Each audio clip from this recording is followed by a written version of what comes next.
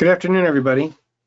This is Steve Wilson from the Illinois State Water Survey, and this is a webinar for the private well class entitled Water Treatment and Testing.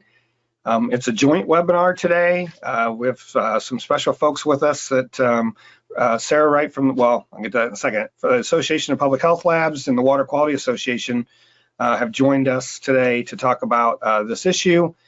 They're a lot more familiar, especially with the lab side and the treatment side than we are. And we rely on these folks regularly to answer questions for us behind the scenes. So it's great to have them on. I want to mention the private well class that's sponsoring this program is ran through the U of I, the Illinois State Water Survey. It's funded by EPA and the Rural Community Assistance Partnership. OurCAP is our partner on this grant. They're the lead, and we're actually we're kind of working for them. We run our program from the University of Illinois, and it's mostly online. OurCAP have staff around the country and are doing more hands-on, boots on the ground type of work to support well owners in all 50 states. And I just did something wrong here. Okay. So a little paperwork. This is the first time we've had this class. So normally in the pane down on the lower right side, it lists all the other times we've had this particular class. If you're getting CEUs today or CEs through NEHA, it's a 2-year credentialing cycle. I just want to mention that. And this is the first time we've hosted it. So there's no issue with if you took the class before. I understand we're having a problem with one of the papers that you can download that's part of this credentialing. What we'll do is we'll have a recording of this online on our website in 3 to 4 business days. And when we send out the email saying that that's available, we'll include the document that the handout that you can't download right now. Yeah, we weren't able to get that put in place. We didn't realize it until too late. So we will email that out then. And if you're in Illinois, we also provide LEHP credit for Illinois sanitarians. So, and if you have any questions about that, there's our email address. The person you will likely deal with is Katie Buckley, who's not with us today. But yeah, she takes care of all of our CEU work. So about today's webinar, again, as part of this national program implemented through OurCAP, we're lucky to have the Association of Public Health Labs and Water Quality Association with us today. It is being recorded, and it's available on our YouTube channel or private well class. It'll be available in 3 or 4 business days, as I mentioned. And if one of the things I want to make sure everyone understands, you had a chance to ask questions at the beginning when you registered.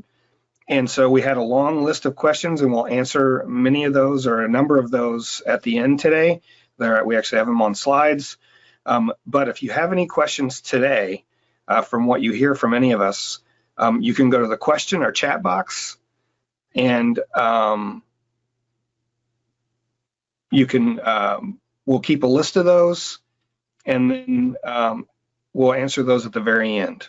And yeah, so just to mention, if you are a health department person or a sanitarian, if you're not working with OurCAP on your private well program, you should. They have funding from EPA to go out and put on workshops and do assessments of wells and just basically support the work you're doing with private well owners. OurCAP is a partnership of 6 regional nonprofits, and here's the 6 listed here. You may know them by other names, Communities Unlimited in the Central South, and OurCAP, Great Lakes OurCAP is the one that's for Illinois, Kentucky, and that region. And so their phone numbers and emails or URLs are here, but you can also email us. Depending on what state you're in, we can get you in contact with the person from that state that's working on the private well program to at least hook up and figure out what you might be able to do together and partner up. So I want to mention that. And then here's who we have today. I'm Steve Wilson. I'm a groundwater hydrologist. We also have Sarah Wright from APHL and Eric Yegge from Water Quality Association. Sarah also brought with her today Lou Barinelli, who's with the New Hampshire Department of Health and Human Services, to help answer some of the lab questions. And Jennifer Wilson, who works with me, she's our communications lead. and she is monitoring the questions and just providing support, some of the technical things that I'm not very good at. So that's what we have today. And so I'm first up, and we're going to talk about testing, what you should test for and why, how to work with the lab, and how to find work, or how to find and work with a treatment provider. And so we split this up into 3 pieces, and I'm delivering the first part, but we will get to the question box. I guess I got ahead of myself. Jennifer's monitoring that. And so with that, I show this slide a lot because it's that neat. The water survey has been around since 1895. It was developed, it was created by the state legislature to investigate typhoid and cholera outbreaks back in the 1890s. And this is from our files. We pulled it. We're actually doing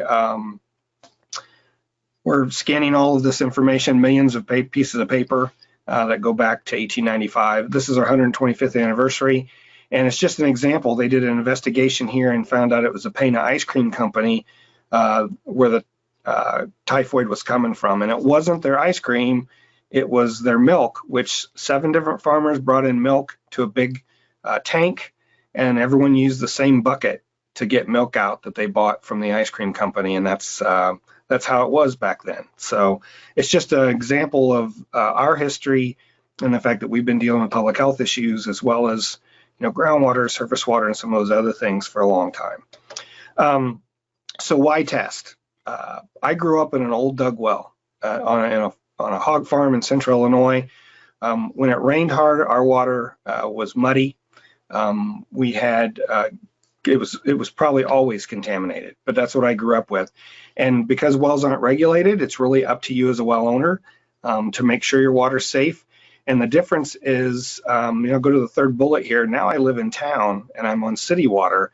And the Safe Drinking Water Act is a federal law that requires every public water supply to make sure their water's safe. So they test the water, they make sure all the pipes are secure, you have water pressure. Someone is who's a professional and has a license is in charge of your water system and is adding treatment that's needed depending on where you live and what your constituents are. And so all of that is your responsibility as a well owner.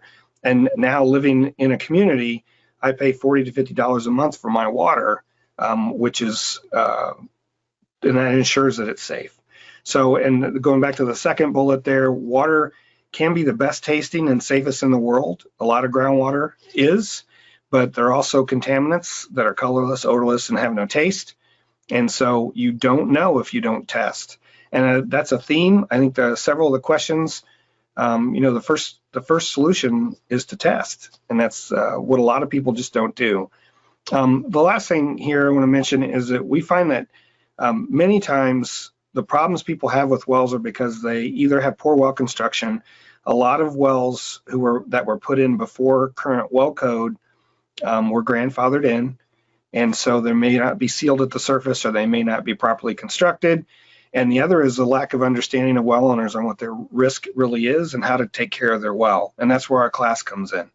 So the more you educate yourself about your well and realize that you are the water operator for a very small water system, the better off you'll be. And that's why, community water supply tests every 3 months. And that's to make sure it's safe for the people they're serving. And they're liable if it's not. So anyway, yeah, that's why you test. As far as testing goes, what we recommend is you test your well annually, anytime the well's been opened, or if you notice anything different with the way your water tastes, smells, or looks. And so as far as what you test for, it really depends on your situation and the depth of your well. There's a lot of things that come into play there. How's your well constructed? Are you in a vulnerable geology? And I'm going to give you a list on the next slide of what we recommend in general. But you also need to understand that there could be known contaminants in your area that are just naturally occurring, like arsenic or uranium, that aren't everywhere. And so some places you might want to test for those and others you don't, or you wouldn't need to. And so knowing those things, call your health department, state or your local or county health department. If there's something in the water in your area, they likely know it. And so you should, again, be informed, talk to others, and they'll tell you if there's something in there. And as far as testing annually, you sample for coliform and nitrate annually because they indicate a pathway to your well. And they're not necessarily harmful, but if they can get in your well and be at levels above background, especially for nitrate, that means that there's a pathway into your well from the surface, and that's a problem. That means if anything else is spilled near your well, it's going to get in your well as well. And so it's a good way, it's a cheap way to sample your well once a year and be assured that at least the integrity of your well and the way it's been constructed and the way it's sealed is still in place. So a couple examples. This is Rhode Island, and this is on the state of Rhode Island Health Department's website. And all the little dots there are where there used to be orchards where they used a lot of arsenic. And so they put this page up to say, if you're near one of these old orchards, there's so much arsenic in the ground and the soil that it's starting to infiltrate into the aquifers there, and that you should test for arsenic. The big splotch that's in the middle is beryllium. And when I found this probably 6 or 7 years ago on their website, I did not realize beryllium was a regulated contaminant. And when I say a regulated contaminant, that means the Safe Drinking Water Act has it classified as a primary health risk. And so a community water supply has to treat to make sure that the levels of that contaminant are below a certain safe level. And so if you're in Rhode Island and you're in the middle of the state, you need to test for beryllium, which I probably have never recommended to anyone outside of Rhode Island because you just don't see it that I know of. And so there may be somebody who could probably refute that. But so that's one example of doing your homework. If you live in Rhode Island, you can go to the Department of Health's website and see this map. A couple other examples, or one other example.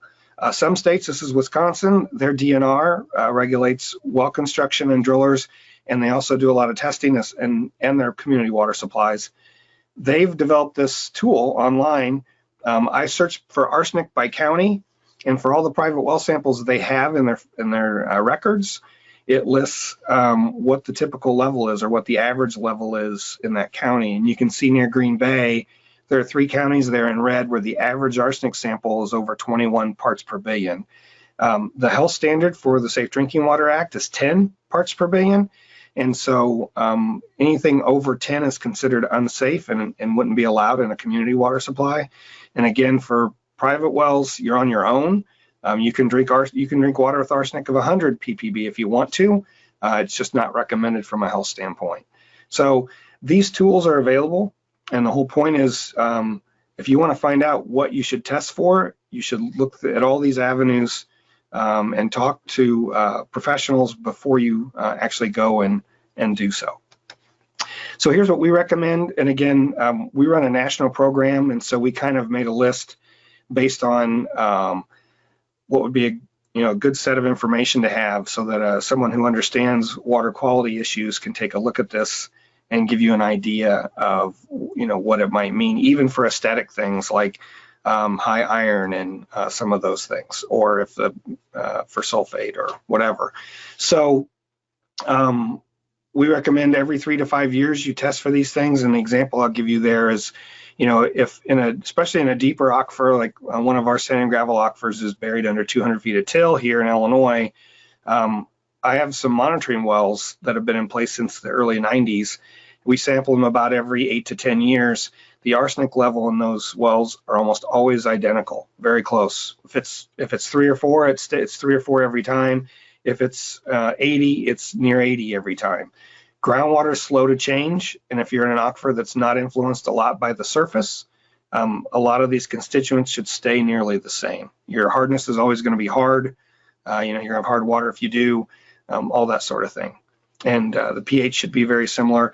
And if something's changed over those last 3 to 5 years, then you need to figure out why. And that's kind of the reason why you should test fairly regularly.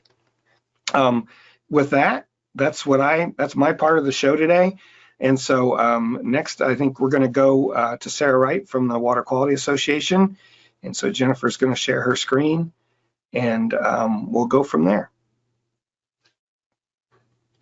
Great, thanks, Steve. Can everybody hear me? I can hear you. Great, thank you. All right, well, good afternoon, everybody. So my name is Sarah Wright. I'm the Environmental Laboratories Manager for the Association of Public Health Laboratories. And as Steve said earlier, so I'll be addressing the how and the where of well water testing. Hopefully I can advance this. Let's see here. There we go. Okay, so I'm from the Association of Public Health Laboratories. Our vision is a healthier world through quality laboratory systems.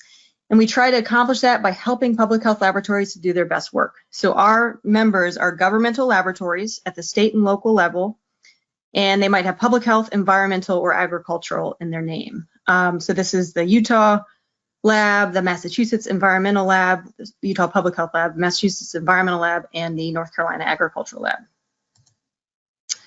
So when I was thinking about this presentation, I was thinking, well, if I moved into a house and I had a private well and for the first time, I didn't know what to do, how would I go about doing that? And so what were the questions I would come up with? And so these are the questions that I was trying to answer through this presentation. So overall, the main ones, a test kit or lab, a certified lab or not? What is the process? Your results come back and what do they mean? And then we'll go through some of the specifics throughout this presentation. So the labs that I corresponded with to kind of answer these questions were 24 state public health laboratories and 12 local public health laboratories, and you can see them on this map. So first question, so I'm a homeowner of about 3 years, and so I would love to be able to just go to Amazon or the hardware store to buy a test kit. It makes me feel independent and like I can get my own answers. But I don't really know that much about them personally. I looked online to see the range of what they are offering. The price is kind of around $18 to $200 for a variety of parameters. It's pretty fast, it's convenient. In comparison, the lab might be anywhere from nothing, because some labs sponsor private well water testing, up to maybe $400 or even more, or in between, a lot of reasonable prices as well. It can take anywhere from 1 to 30 days, and it's not always convenient. I was trying to think, well, are there any studies that compare the two? And I really didn't find much out there. There are a couple of blog posts. But I think what it comes down to is, what is your goal? Are you curious, or are you just trying to just see how these water test kits, what they come up with? Or do you need to make a decision about whether or not your drinking water is safe, and whether or not your family is going to be drinking healthy water, whether or not your business is going to be using it, maybe providing that water to other people, and then you'll be held liable. It depends upon your end goal with what kind of testing you want to do. And the big difference is the difference in the guarantee of quality. So kits may be prone to interferences from water constituents, whereas lab equipment and methods are designed to remove most interferences. And labs should operate under a quality assurance management system that provides high quality data and then fully discloses any of those potential interferences or artifacts that might affect the reported results. With the test kits, the validity of the results are all on you, whereas with labs, you get trained professional support for the entire process of sampling to results, and then potentially from determining what to test for earlier on in the process to the results interpretation afterwards. And labs should stand behind their results, and they should hold up in court. But that also brings us to the question, all right, should I use a certified lab?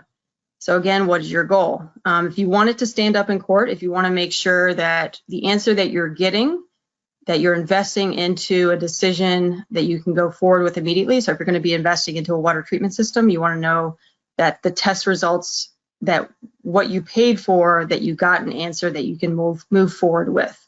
When I asked the majority of the lab scientists through that little survey I did, the majority of them said definitely use their certified lab, and that's because they know what goes into the certified lab process. So a certified lab is evaluated by a third party using a consistent process and a set of standards.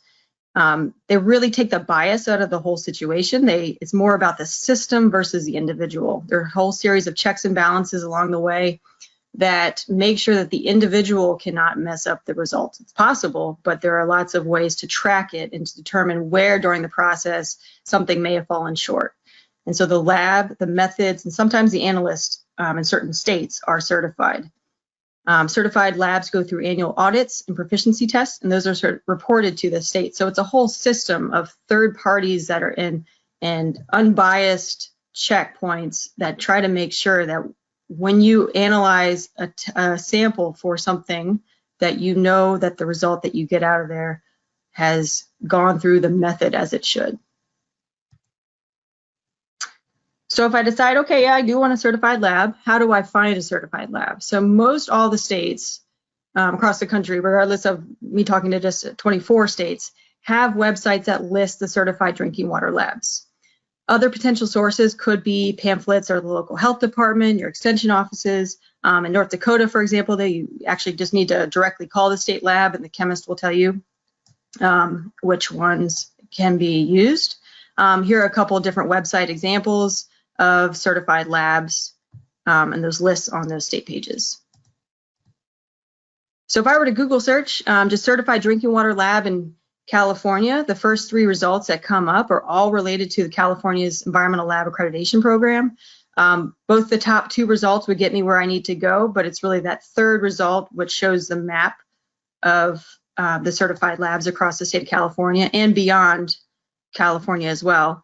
And so here you can see a screenshot of your result for California for all the state labs, or sorry, for all the certified labs by the state of California.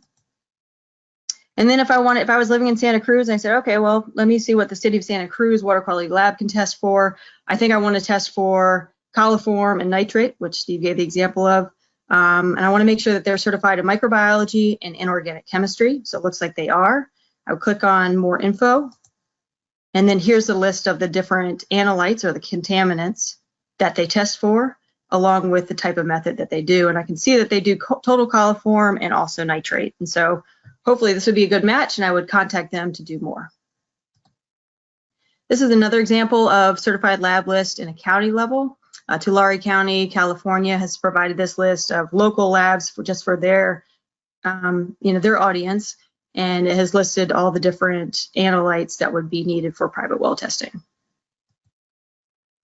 So how do I order tests through a lab?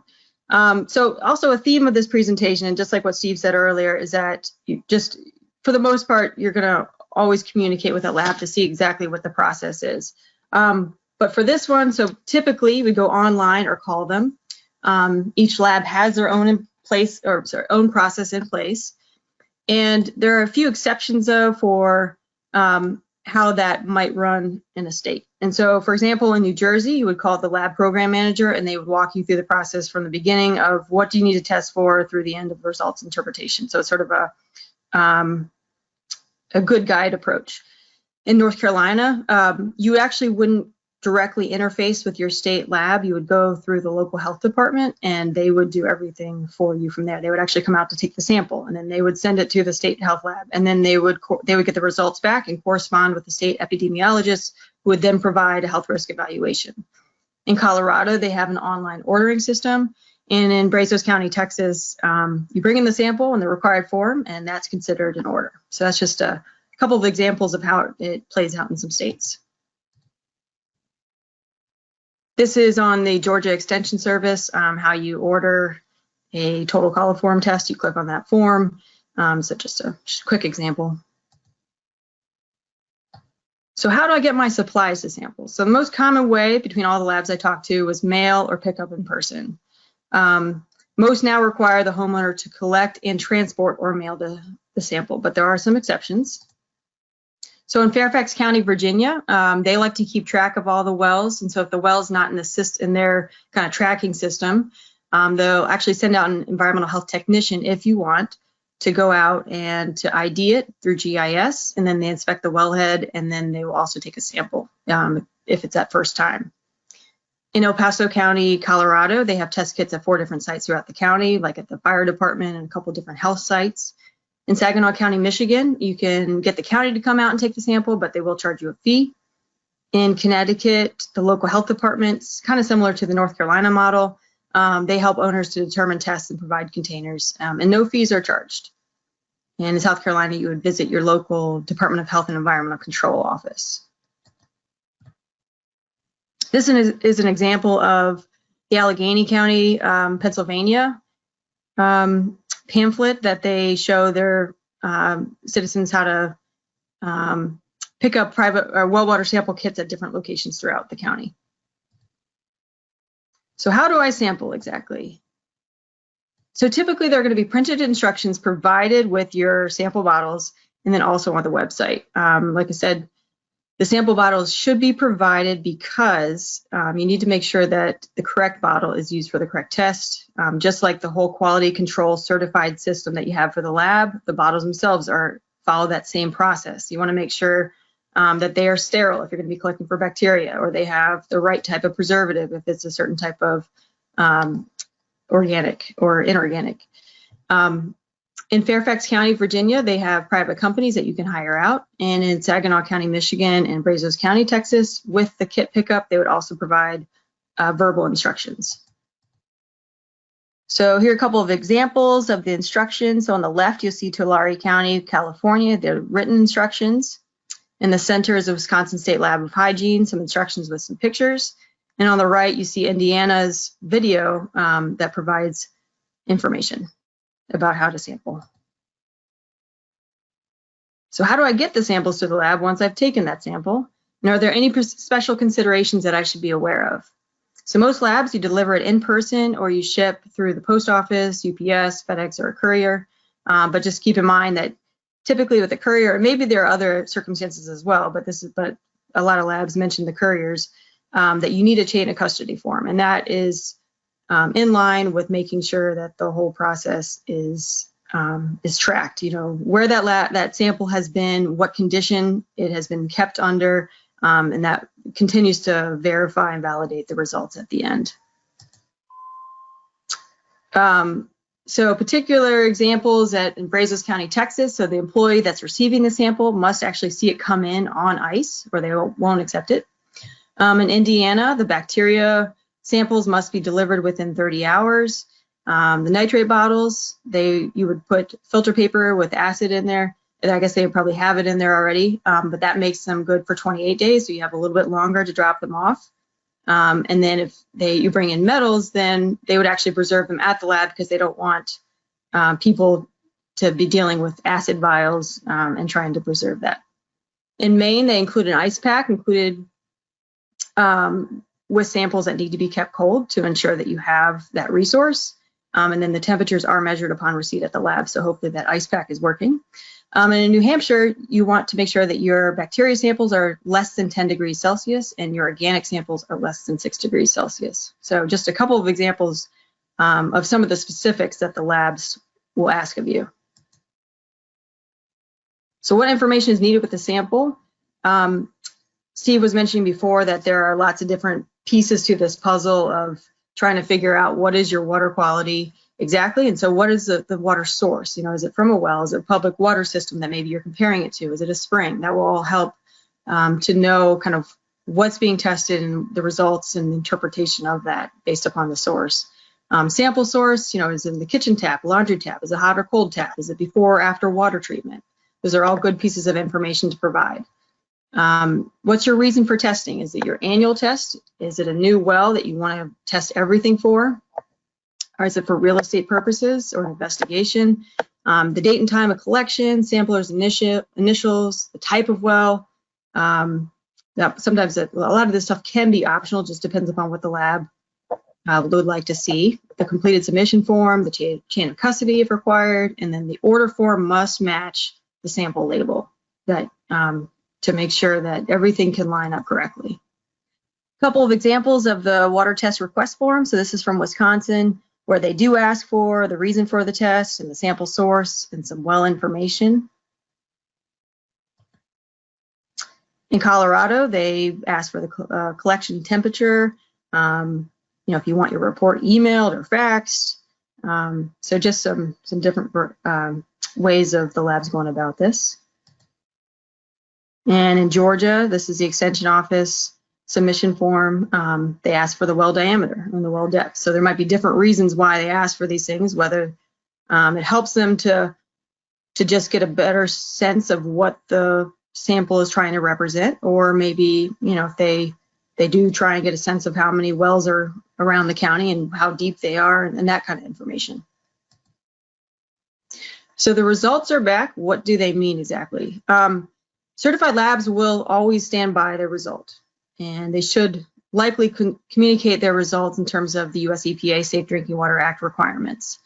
They should indicate the Safe Drinking Water Act requirements, maximum contaminant level for each analyte, and you should be able to tell if your sample result is above or below.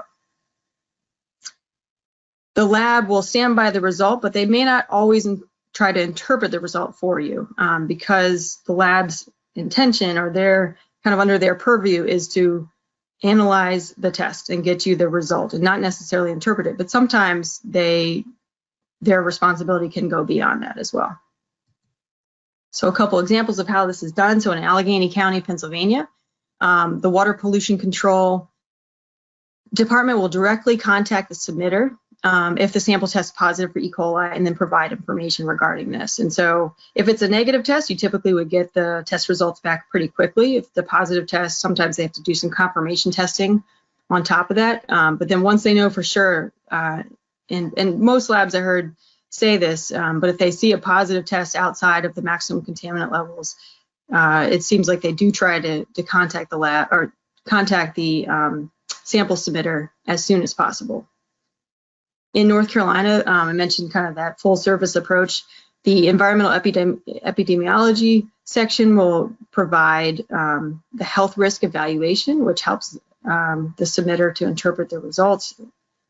In Texas, they recommend actually going to the private well class and to their sampling and interpreting results section. In South Carolina, they'll send documentation for if different analytes go over, they'll send you kind of a booklet to explain what those mean. So how long will it take for me to get my results back? It really does vary by the lab, and you can communicate with the lab, and if you need results back by a certain time, definitely communicate that with them. A lot of times they will be able to do expedited turnaround times if there are rush fees associated with it. But that's definitely, a communication that you would have with the lab directly. It can take anywhere from really 1 day to 30 days because there's so many different parameters that are tested. But like I said before, anywhere from a day to 3 days for bacteria, 72 hours for certain metals, and then maybe up to 28 days for lead. So those are just examples, and you'd have to get the exact specifications from the lab that you'd work with. So what format should my results be in? So this varies by lab, of course, but the typical one is the printed official lab report that meets the certification body standards. They would mail it, fax it, or you would go pick it up. They might also PDF it and then email it to everybody, or email it to the sample submitters. There are also auto-generated emails with the results in some cases. And then some states or local labs have an online customer portal. So as part of being certified, the report should have some required information on it. So which analyses did they run for you? What was the laboratory reporting limit for those analyses? And so whether it's a minimum or a maximum standard. What was the result? And in comparison, what are the EPA Safe Drinking Water Act limits? And then sometimes they might include interpretations of what those results are in comparison to the limits. And then you also want to make sure that the results are in comparable units. And so you can compare apples to apples. One thing to note is just, is it a milligram per liter in a parts per million, or is it a parts per billion unit and parts per trillion? You just want to make sure that all those things match up when you are reading the results. This is an example of a metals report from Indiana. So you can see the element, they have arsenic, lead, and copper. And then the laboratory reporting limit, those are in micrograms per liter. All three columns across the top there are in micrograms per liter, so that's a good thing. They have your result and also the EPA limit and then the type of analysis. Another example of a bacteria report from Indiana. In this one, they show that the bacteria is absent, and then their interpretation is that that meets the Safe Drinking Water Act guidelines, and so it's a satisfactory result. So how do I know to trust the quality? So this goes back on the certified labs talk a little bit, but really you should only use the certified drinking water labs that use EPA approved methodology.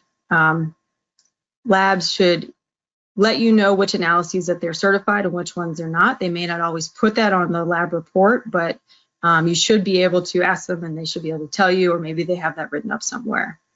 The data must meet certain standards of quality before it can be released, or it should be qualified. And so that way, that also helps to know if for sure that it can stand up in court. And so if something happened along all those different checks and balances along the way, then they might have to put a qualifier like, because required holding times and preservation techniques cannot be met, the reported results are approximations and are intended for informational purposes only.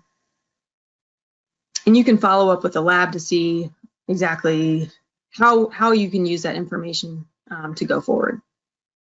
And another way is that you can just ask the lab to review their quality control data, or maybe their quality control program overall. I know everybody has a ton of time to do all this, but these are options for you if you really want to make sure that you can trust the quality. You can talk with somebody about about how they handle the samples, even visit the lab.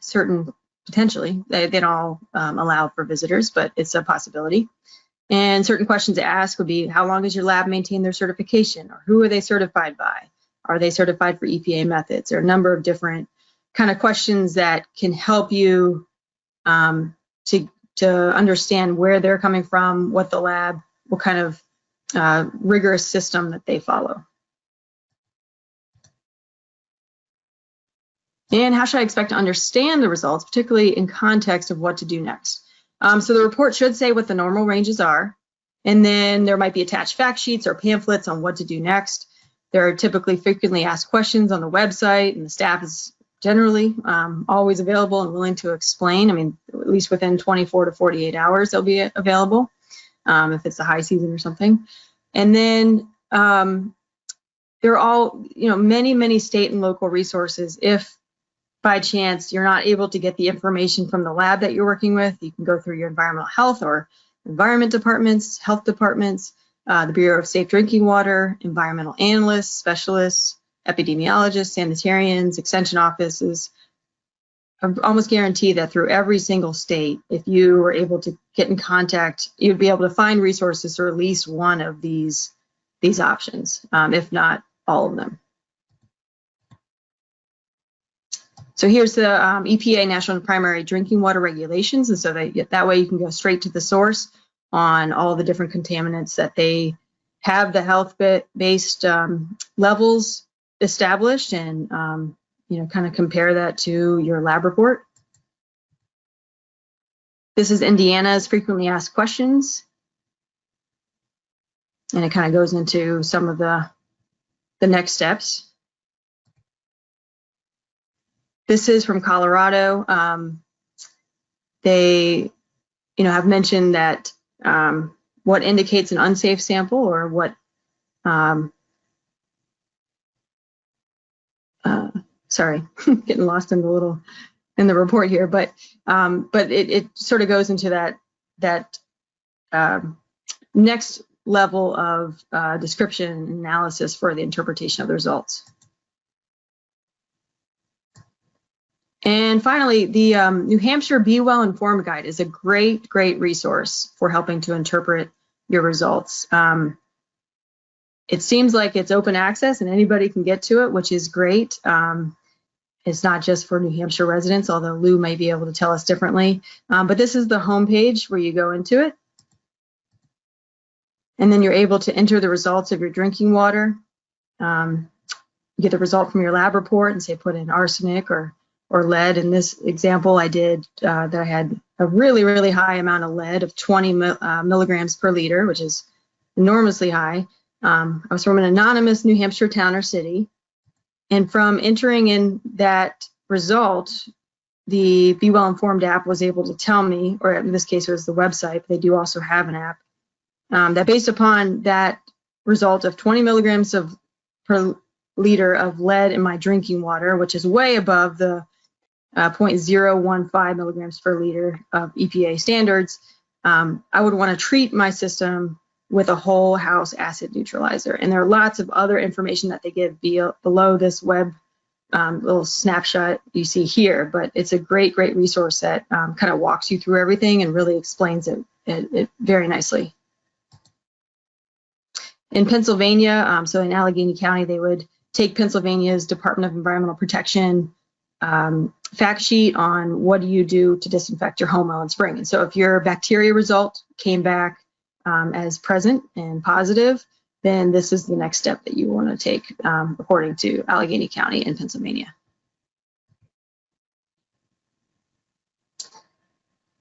And so what if I don't understand it, despite all those different resources or what I might get back?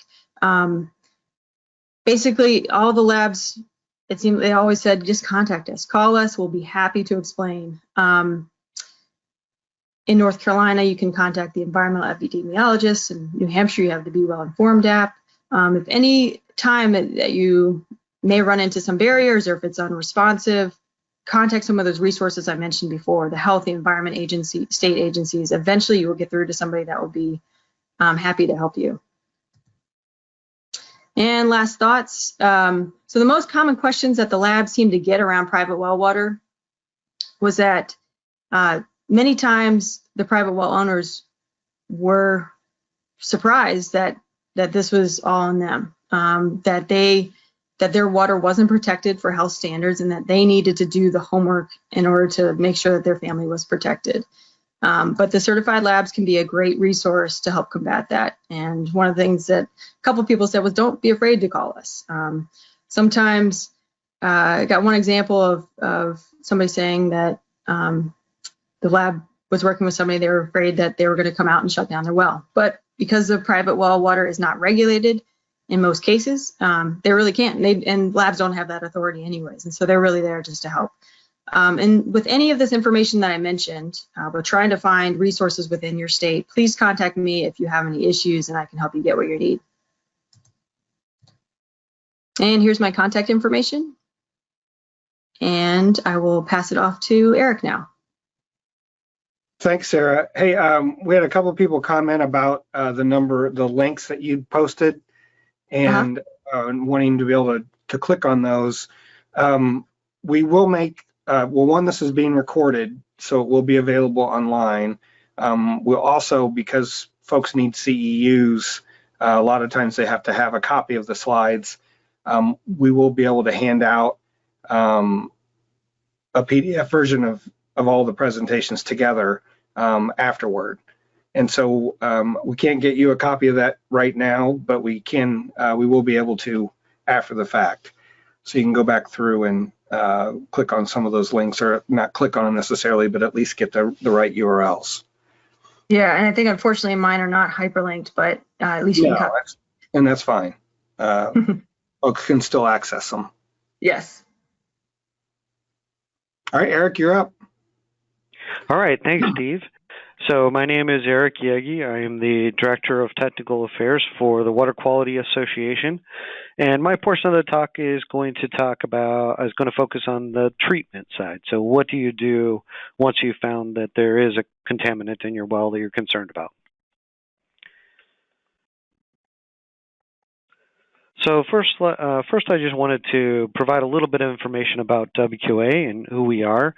We are a resource and an information source, a voice for the industry, an educator for professionals, a laboratory for product testing, and a communicator to the public.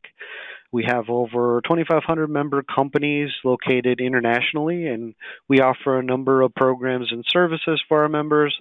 This talk is going to focus mostly on these first three here: the product certification, professional certification, and education. This slide just shows our mission to advocate for the betterment of water quality.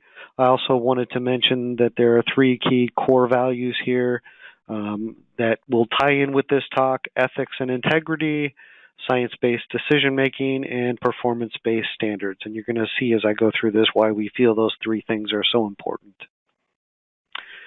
Okay, so you've got something in your well water. Now what do you do? I'm going to break this down into kind of two different angles. First, maybe you're a do-it-yourselfer, and then we'll talk about product certification, installation instructions, and product limitations that you should be aware of. And second, maybe you're not the do-it-yourself type and you just prefer to hire someone. So how do you find an ethical professional? What is professional certification and education all about? What does it mean? What does it mean to you? And questions you might want to ask a water treatment professional. So first, the good news. There are solutions, there are in-home treatment solutions available to deal with every contaminant that you're likely to find in your well water. This includes all the common stuff: arsenic, bacteria, hardness, lead, nitrate, radionuclides, and even emerging contaminants like PFAS and many, many others. The first step, as Steve and Sarah talked about, is always testing. There are many different treatment technologies. Unfortunately, there's no single technology which is going to magically remove all contaminants, so I can't just tell you all you need to do is install X, Y, or Z.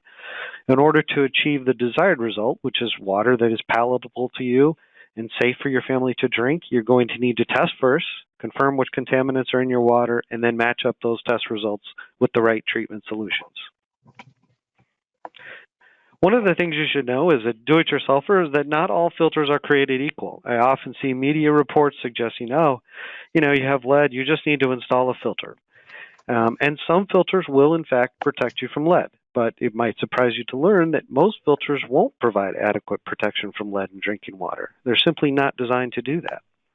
This is why WQA recommends that consumers who are concerned about lead need to look for products which are certified to remove lead.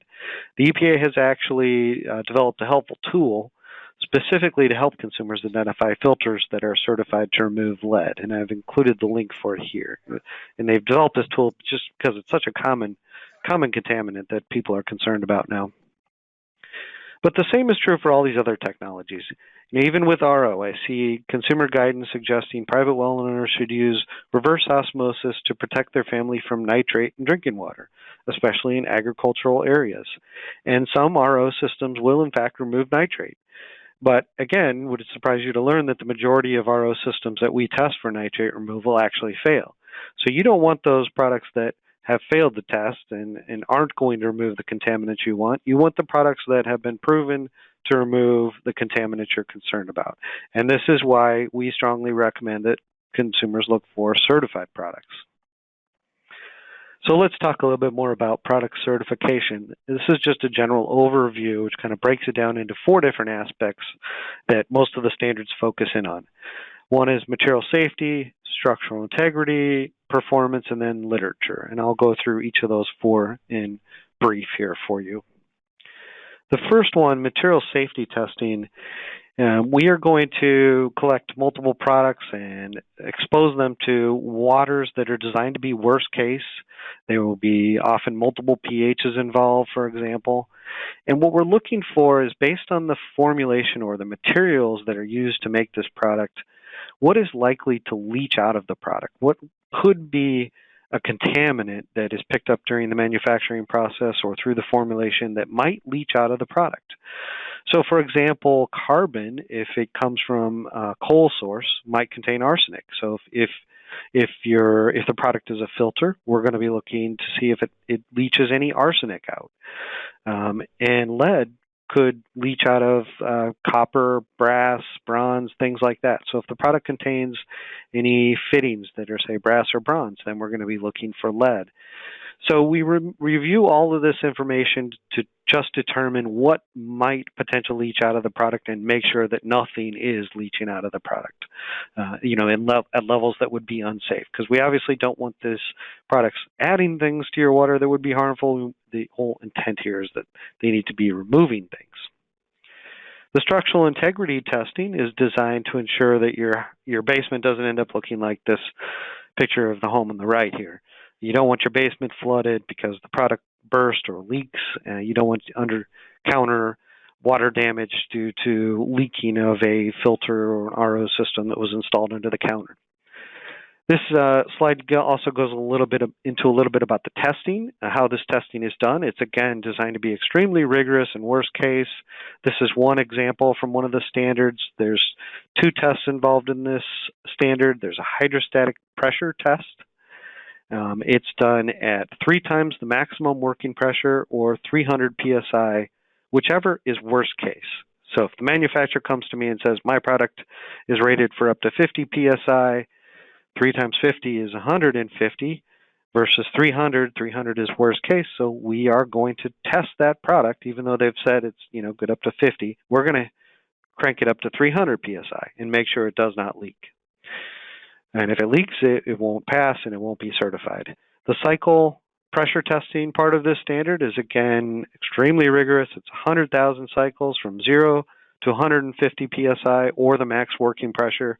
So again, if they've told me the max working pressure is 50, worst case is 150. So we're going to hit it with 100,000 cycles from 0 to 150 psi and see if it leaks. And if it leaks, then it would not pass the test. It would not get certified. This last example here is performance testing. Again, it's always designed to be extremely rigorous. In worst case, it's going to involve multiple test units. We will look at different pH values to determine which pH value is worst case based on the chemistry of removing that particular contaminant. In this example here, it's an example based on lead removal, and it was for a filter. The filter had a built-in performance indicating device, which is a light that goes off telling you it's time to change the filter. So in that case, the standard requires that we go to 120% of the capacity.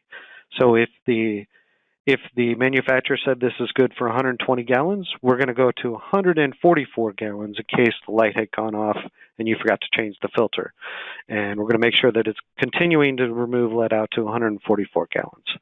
Now, in this same standard, if the product did not have a performance indicating light, so if there was no obvious visual signal that's telling you, hey, it's time to change the filter, then the standard would require that we go to 200% of the capacity.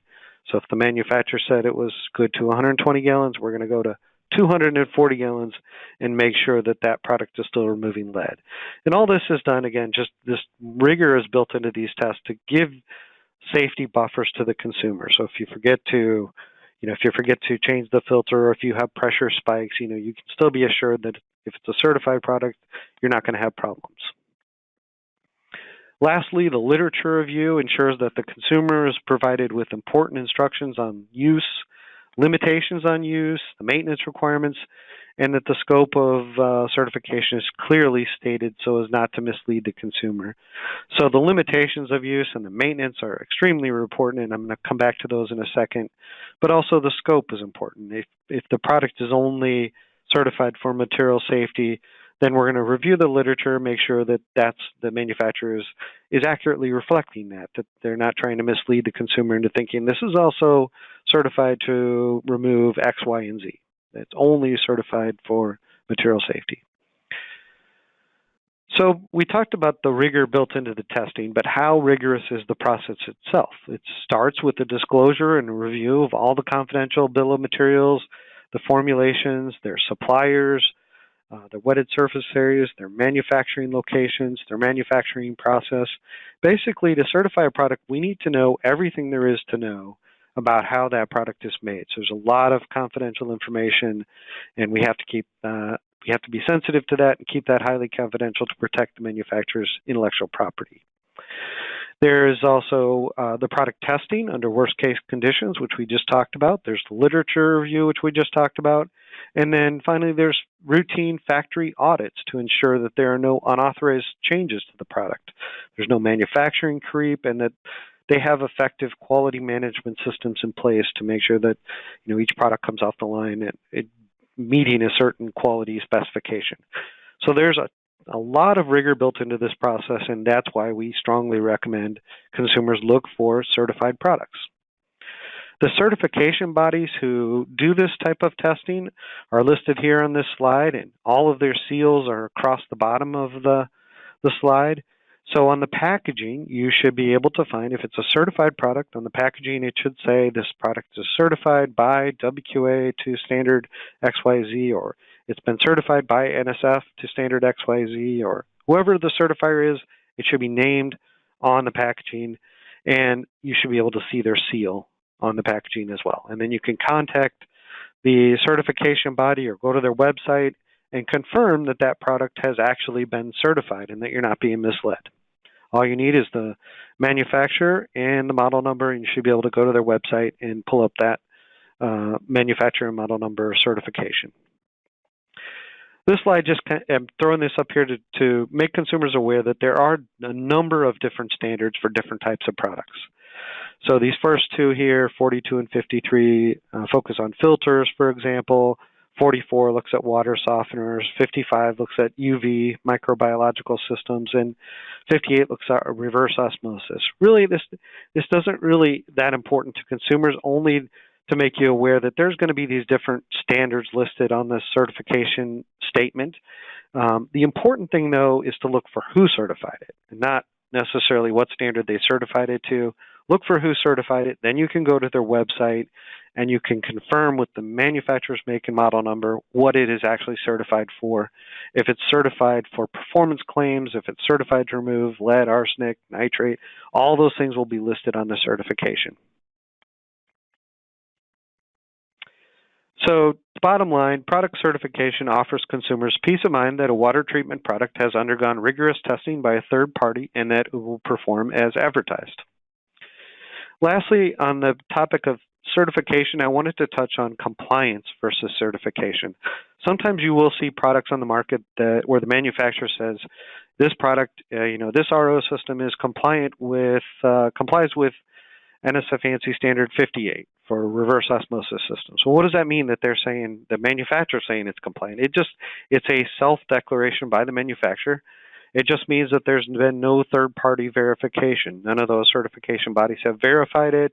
It's a self-declaration by the manufacturer. So that's the difference between compliance and certification. All right, so for the do-it-yourselfers out there, the most common cause of failure is improper installation, not paying attention to the product limitations that are in the literature.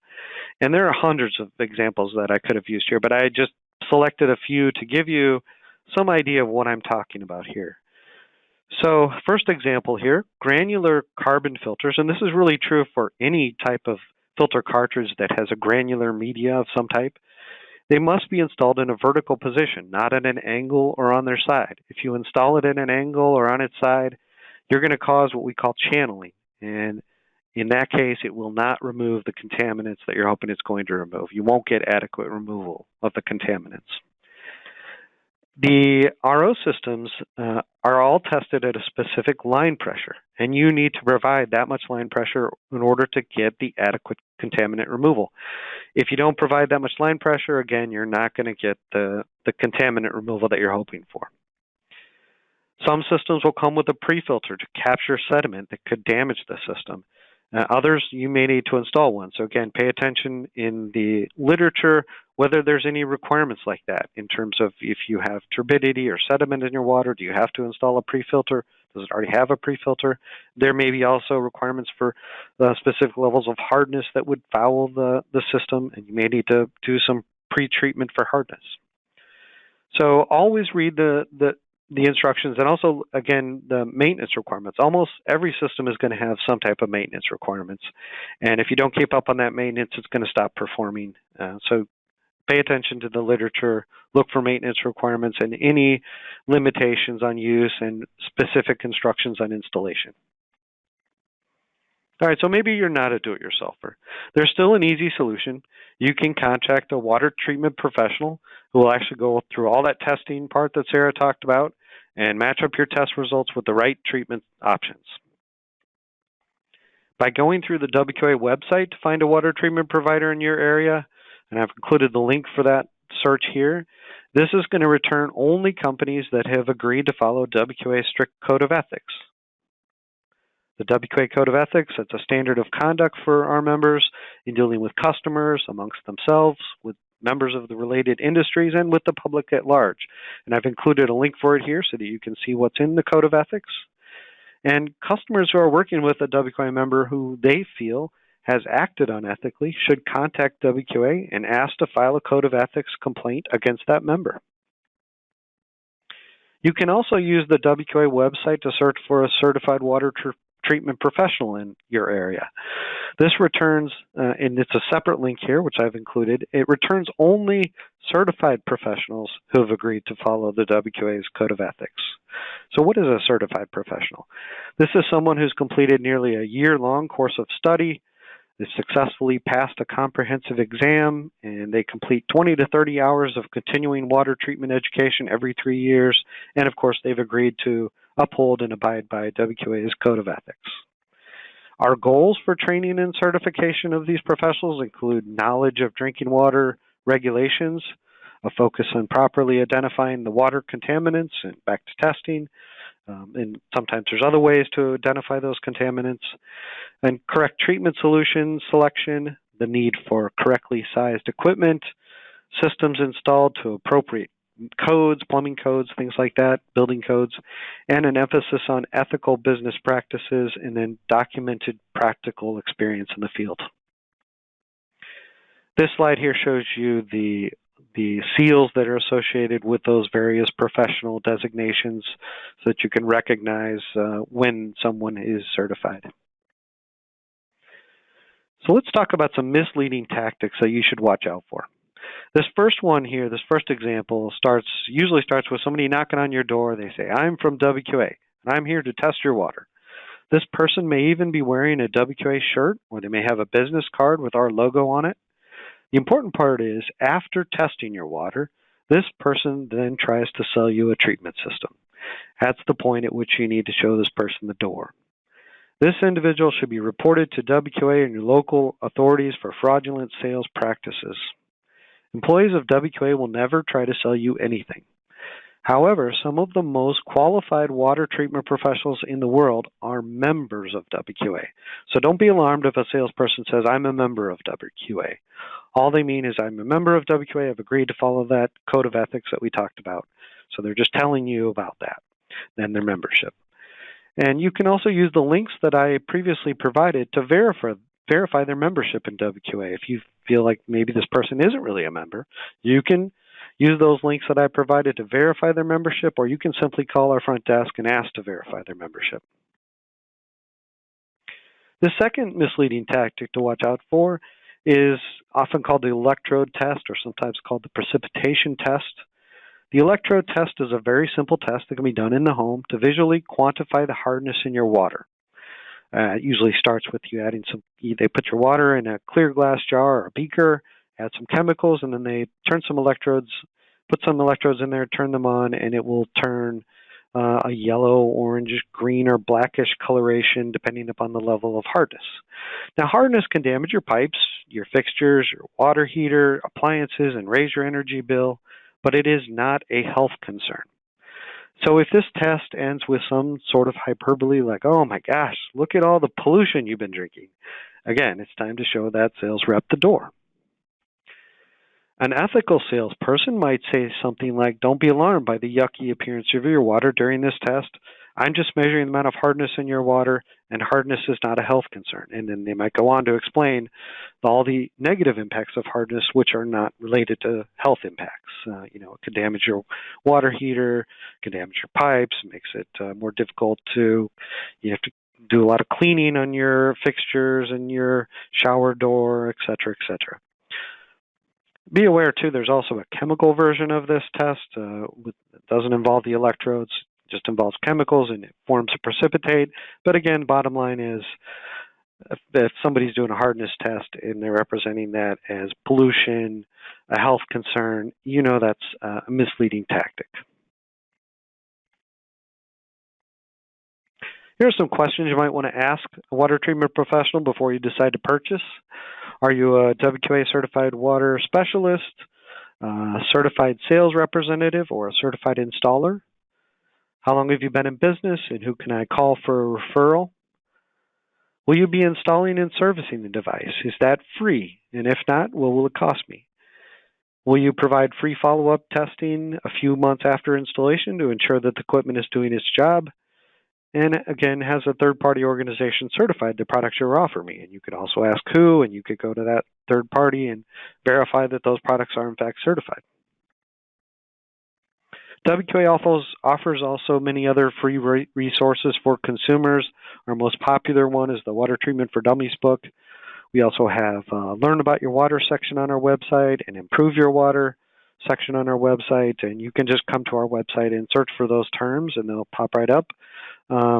or these links are actually live here on the slide as well. So when you get the PDF, you could click on the link and it should take you right there.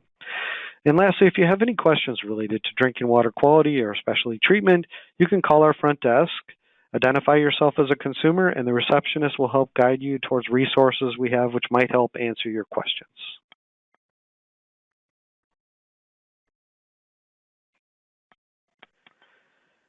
And that's all I had. So I'm going to turn it over back to you, Steve. Sure, thank you. Let me, I think something is going, there we go, show my screen. Okay, sorry about that. So that's the canned part, if you will, of the presentation for today. And we did receive a lot of questions from you all when you registered for this event. And so we're going to go through some of those today.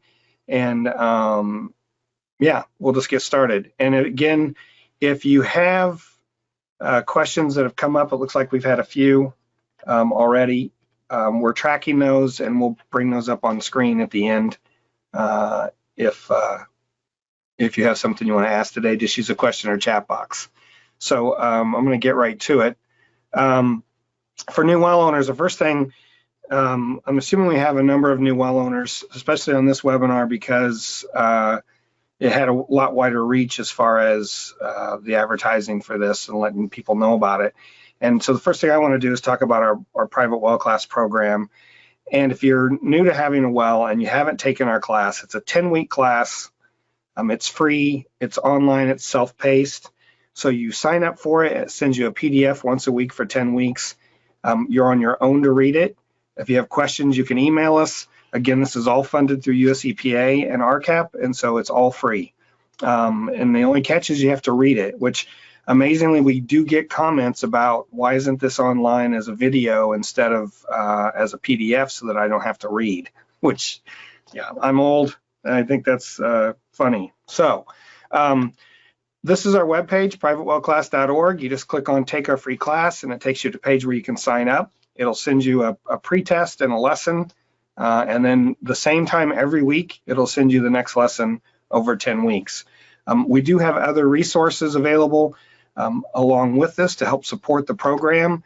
One of those under the resource library is for each of the 10 lessons. This is lessons 1 and 2, are a series of additional documents that are all publicly available, mostly from federal or state agencies, universities, extension, those sorts of folks that are out there doing outreach and education to well owners. So if for some reason some of the material that we put together doesn't resonate with you, you can look at these other sources and get additional information. And they're really useful. We only put in a few for each that we felt were worthwhile.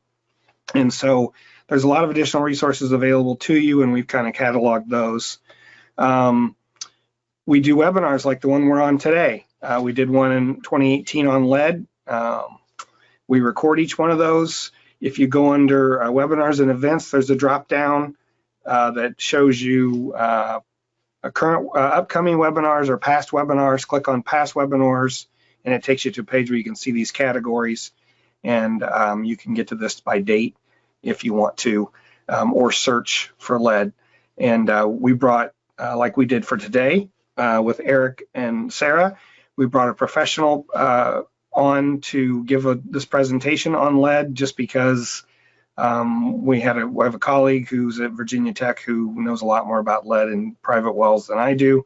And so she did a lot of the presentation for this. So it's really useful.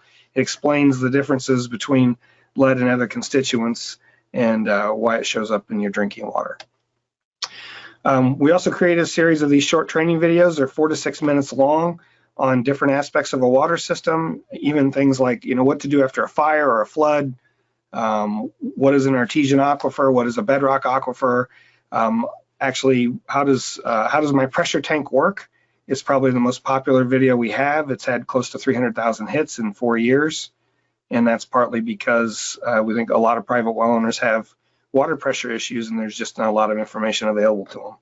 So again, it's meant to be a resource that you can look to give you some good basic information on your system.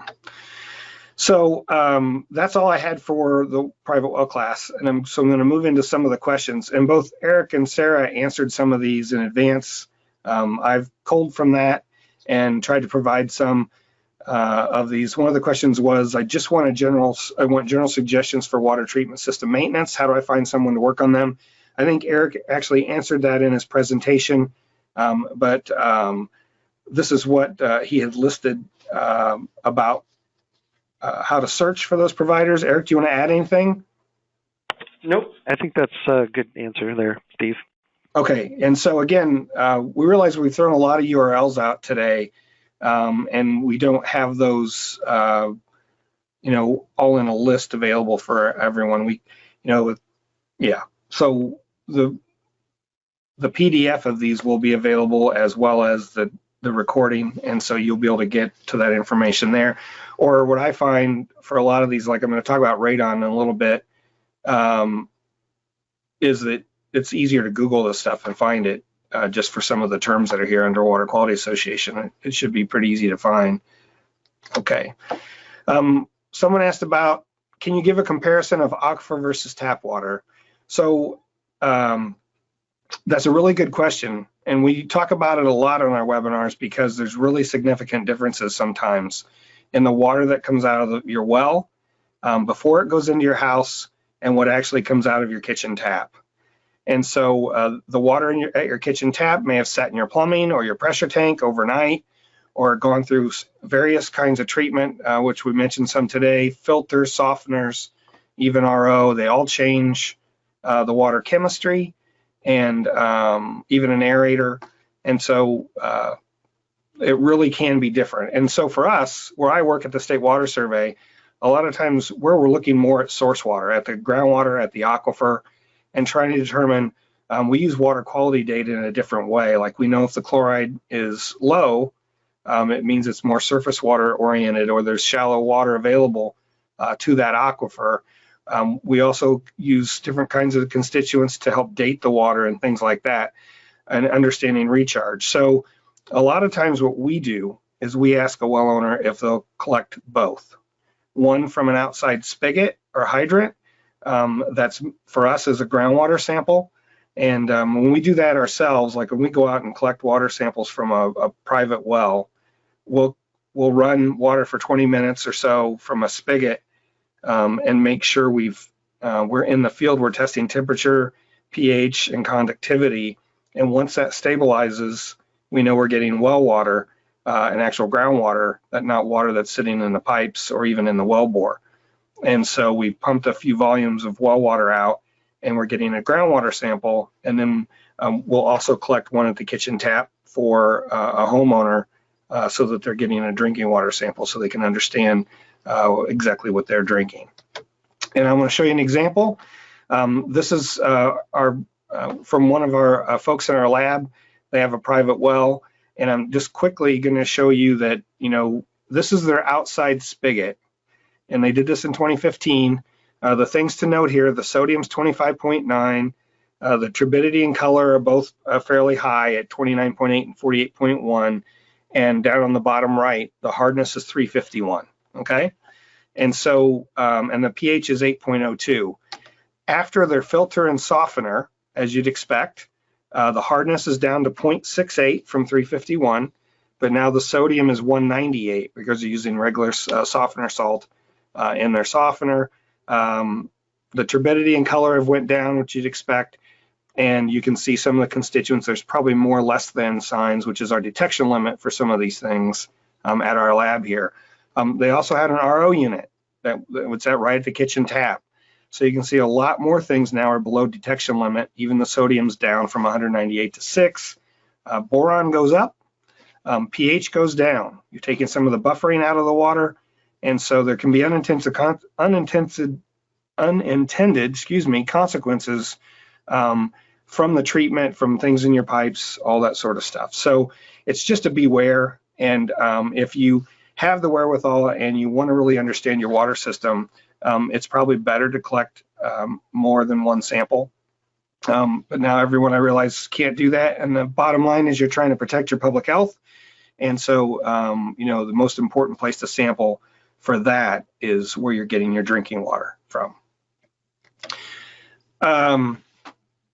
Okay, so Eric, you answered this, I think. Any recommendations on best filtration systems generically for the various metallic, organic, or bacterial contaminants one might find in a water supply? All yours. Yeah.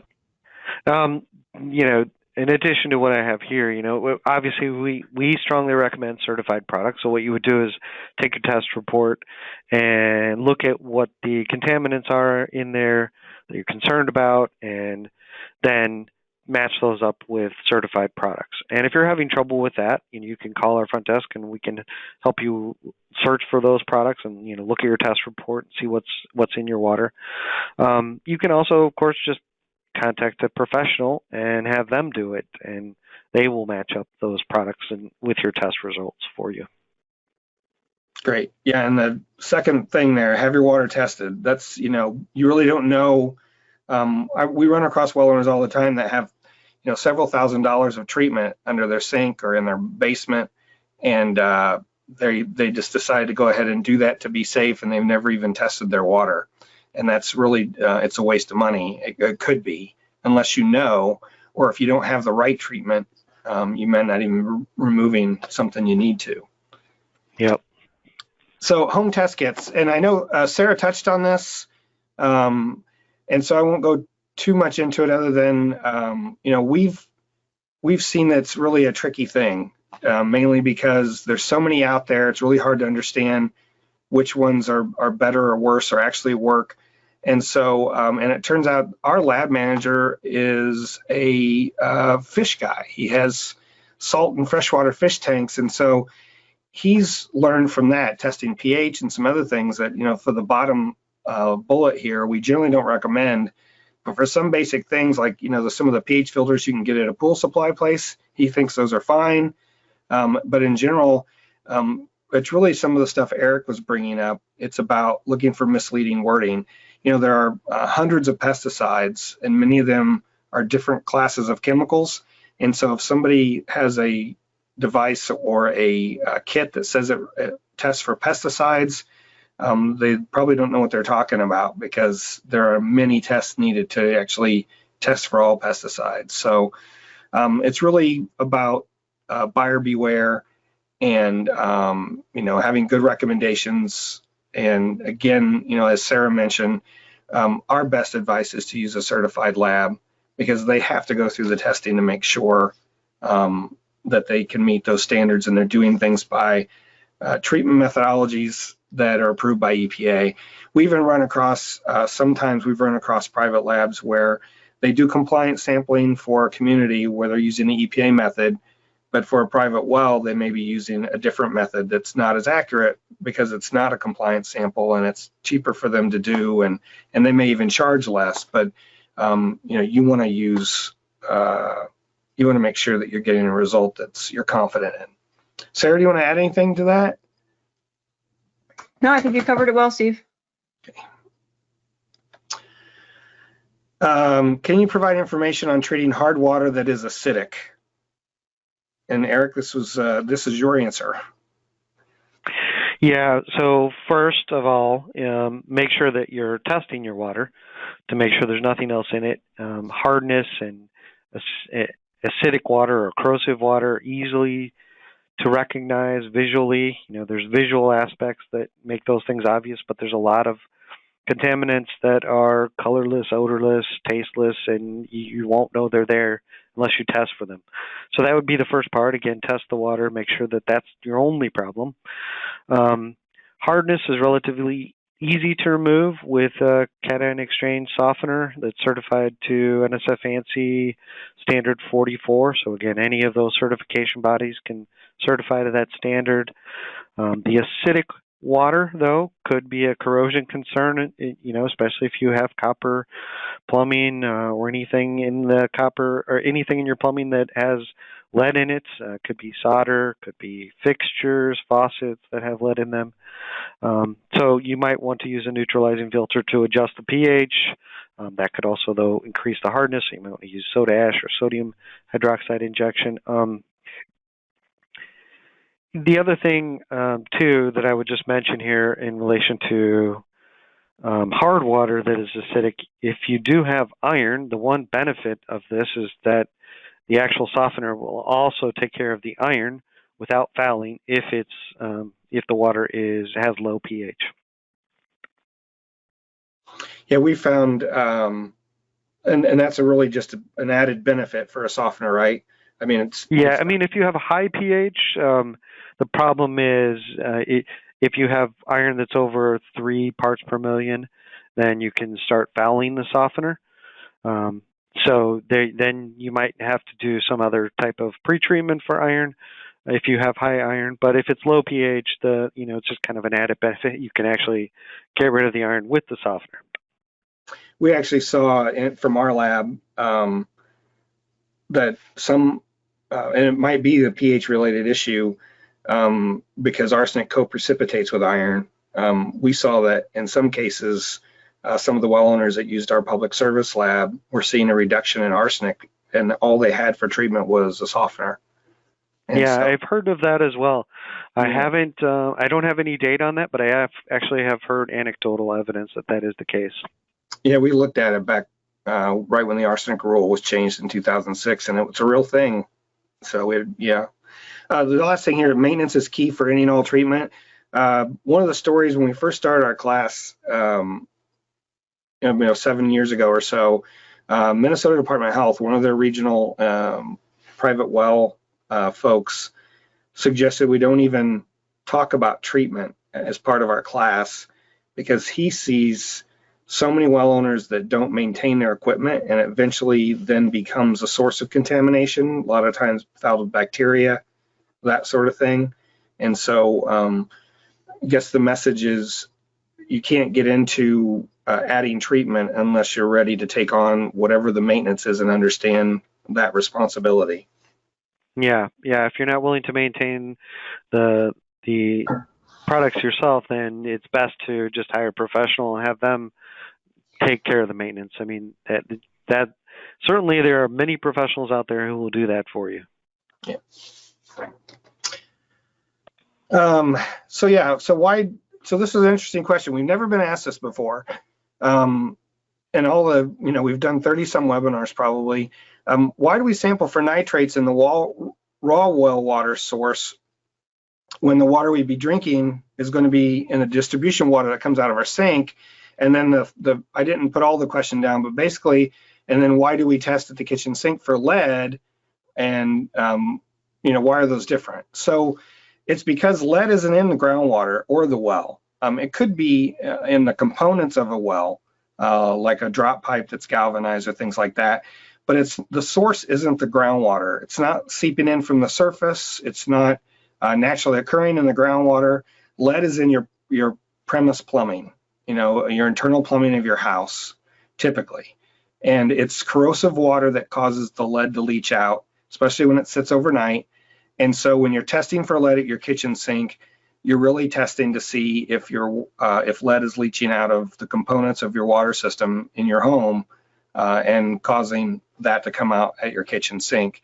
Whereas nitrate, arsenic, uranium, you name it, almost everything else is coming from either a source near your well, a breach in your well, or it's naturally occurring in groundwater, or it's a spill. If you have volatile organics or things like that, and you live next to an old gas station, for instance, it could be there was a leaking tank and it's causing some of those things. So that's why you test differently and you sample differently, because and that's like even with bacteria, when they do compliance sampling for a community water supply, they make sure they follow some of the sampling suggestions that Sarah had pointed out. There's actually classes on how to take a sample so that you're not getting bacteria from that might be in the end of your faucet, because then you're not really testing the water to see if the well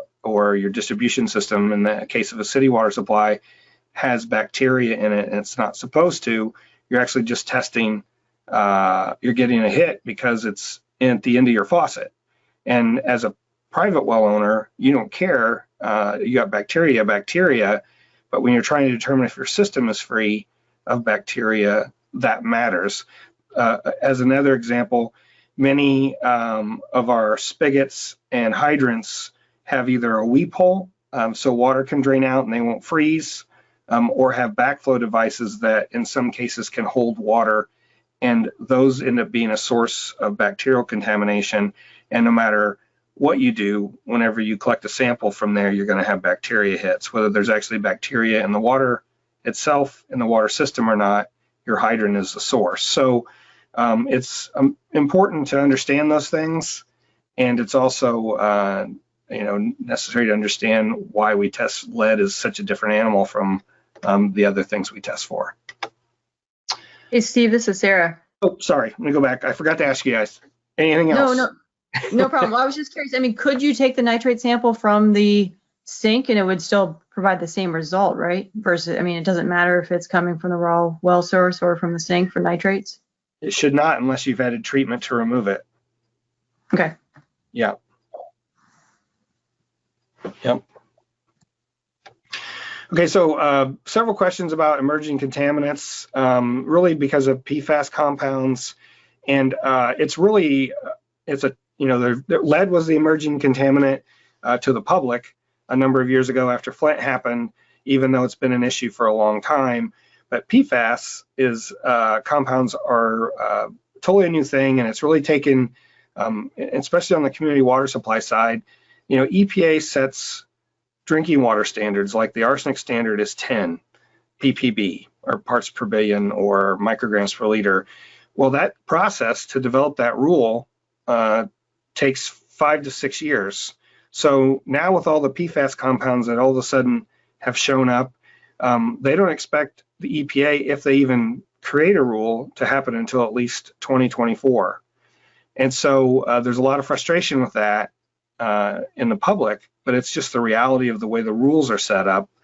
And so what you can do as a well owner is really be informed. Understand what the sources are, firefighting foam and some of the other things. Do you live near a source? Or if you're near an airport, for instance, they do a lot of fire training there.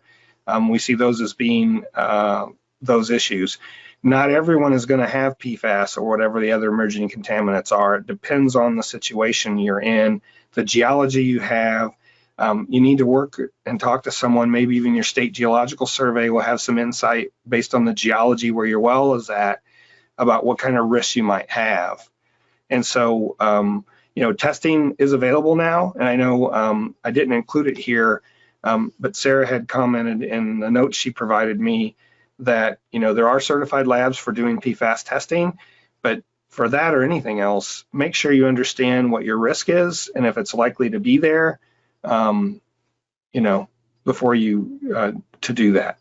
And if someone comes around and says you have PFAS, we reached out to a online place where you can send in, you give them some information and they tell you what you might need to test for.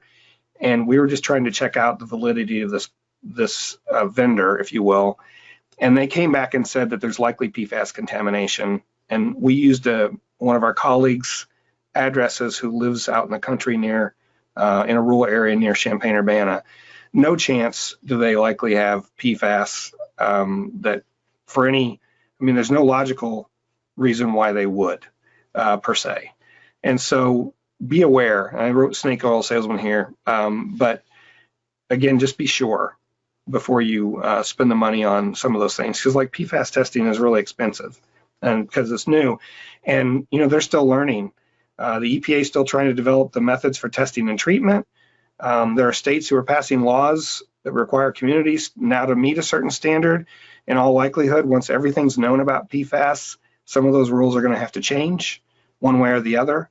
There's just a lot we don't know yet. So, Eric, is there anything you want to add? Sure. If you have been informed that your well contains PFAS, a lot of times the states and I know the state of Michigan has set a goal to test every water source in the state, for example. So they are doing a lot of tracking. So if you have been informed that your well does contain PFAS, there are solutions for it. There are certified products actually for removing PFAS and most of the other emerging contaminants as well. This is kind of one advantage you have as a private well owner is as soon as these emerging contaminants hit the market, somebody's going to be developing a in-home treatment solution for them. So you can contact us and we can help you find those certified products. But basically the way it works is you go to the website for the certification bodies, and there will be a search function there where you can search for specific contaminants like PFAS, and then it will bring up all the products that are certified to remove that contaminant. But again, if you have trouble, you can contact us, and we can help walk you through that process. All right. Yeah, this is Sarah. Lou, do you have any perspective from New Hampshire on this question? Well, I think Eric and you guys have covered most of it. New Hampshire did recently set its own PFAS standards in drinking water, which were enforceable for public water systems, although that's being held up now in litigation. Several entities have sued the state. So it's still, as Eric said, it's still an evolving process. I know our environmental services department did a statewide groundwater surveillance of over like 500 samples randomly selected throughout the state. And I think Eric's summary is that we're finding that in like remote rural areas, the likelihood of having PFAS contamination is very small, whereas sort of in the urban industrial areas, the likelihood might be a little higher. So that may be, if you have a well, like Eric said, if you have a well near an airport, a fire station, industrial manufacturing facility, it might be something a well owner might want to spend a few dollars to test for PFAS. But again, the limits and the standards and what levels are unhealthful, depending on who you talk to, you might get a different answer. So you just have to educate yourself, talk to the right people, and I think that's the only thing I can add.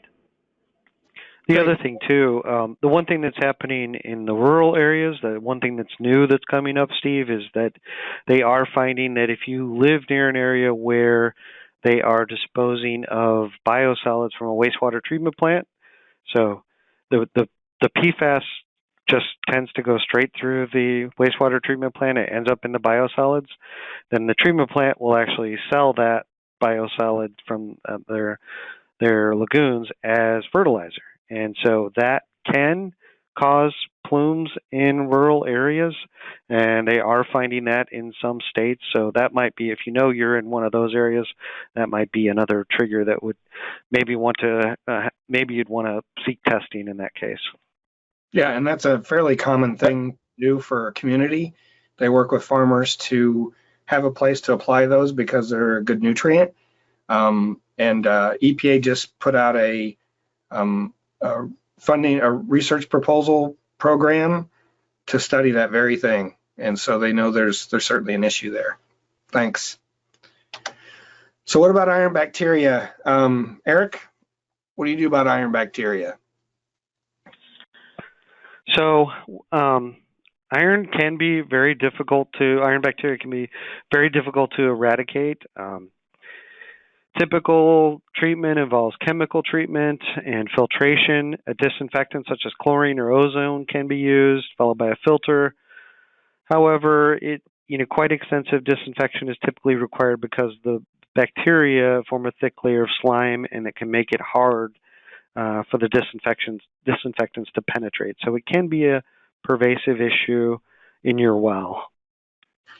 Yeah, and we typically talk about it in terms of shot chlorination, where if it's been identified, some people will try to shot chlorinate their well as if they have a coliform or E. coli problem, and the same thing, same advice holds true.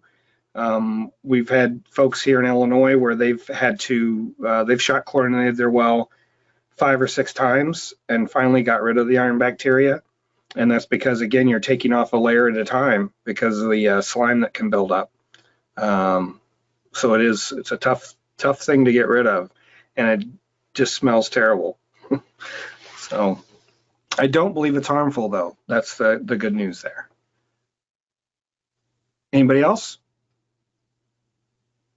Okay. So I'm going to talk about radon. It's typically everyone has to test for radon when they buy a house, or the seller or the buyer do, and there's all these issues about inhaling radon. But it actually is a problem. It's not a huge problem, but it can be a problem in drinking water. And so there's a web page that EPA has. It's actually on their archive page. I'm going to show that next. But they estimate about 168 cases a year for radon from drinking water. Yeah, so if it is something to be concerned about, it's actually tough to test for, and there's more information on their page. I know some of our staff have done that testing, and you have to use special bottles, and you have to invert things, and you'd probably want to have somebody come and do that for you, because it is fairly difficult. But if you go to the EPA's basic information about radon and drinking water page, this is an archived page, but there's a lot of information here available about that particular issue. Okay, I'm going to move on. Steve, can I just comment on radon? Sure. For a minute? Yeah, so I just want to let you know, so a message that we have here in New Hampshire, because radon is a common naturally occurring contaminant. Although there's no EPA standard, drinking water standard, we have our message is sort of advisory, and it goes like this: if your radon in the water is less than 2,000 picocuries per liter, essentially we don't recommend you do anything. If the radon in water is between 2,000 and 10,000, then we suggest that you test the radon in air and use those two values to determine whether or not you need to treat the water. Because as you know, the radon in the water gets liberated as you use it, shower, run the water in your sink. So it's contributing some level of radon in the air that you're inhaling. If the radon in your water is greater than 10,000, our message is that you treat the water, because it's contributing a significant amount of radon into your air. Thank you. So does a shallow well 200 feet deep need to be tested more frequently than a deep well? And so, it's all relative is the message I want to get across here. So in some places, 200 feet is a really deep well, based on what their geology is. And so you need to understand the area you're in and talk to someone who understands the geology.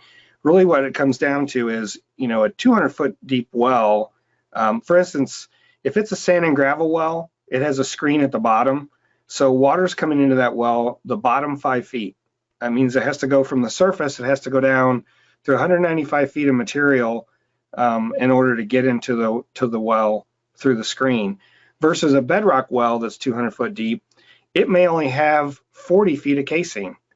And below that, it's an open hole, because when you drill a bedrock well, you leave, you don't use the hole in the rock as your casing, so to speak, so you can take advantage of the fractures in the rock to supply water to the well, because water doesn't come from the rock, it comes in the fractures in the rock.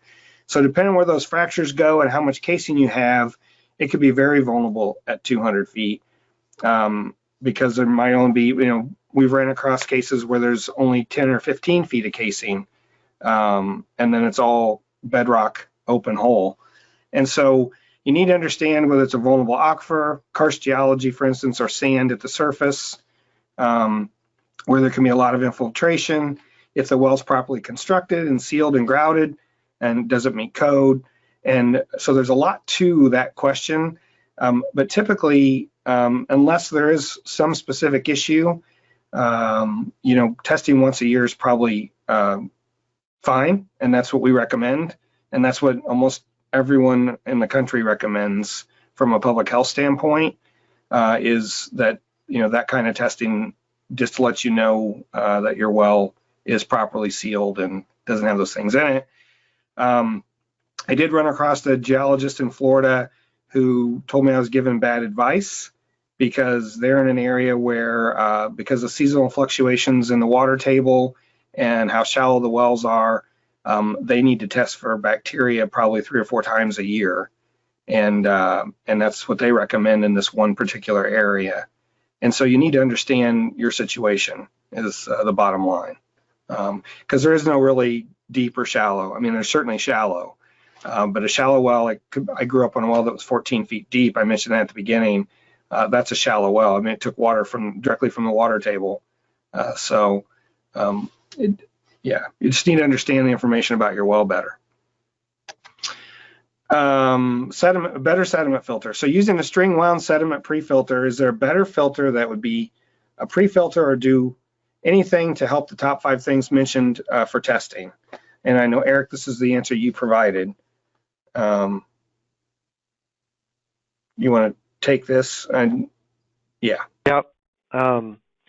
Yeah, and unfortunately, the thing that sediment filters have in common is that they're only designed to remove sediment. So you can't rely on them to remove other stuff such as bacteria, nitrate, arsenic, whatever else you have in your well. That's the unfortunate answer. And I would say the only caveat there is some people use pre-treatment ahead of their filter, like to aerate, to take their dissolved iron and put it in a solid form and then pull it out with a filter.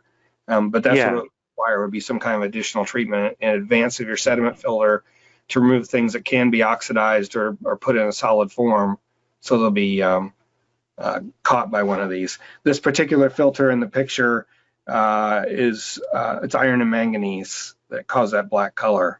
So they can do those things and get a lot of that out if they're oxidized first. Yep, good point. Yep.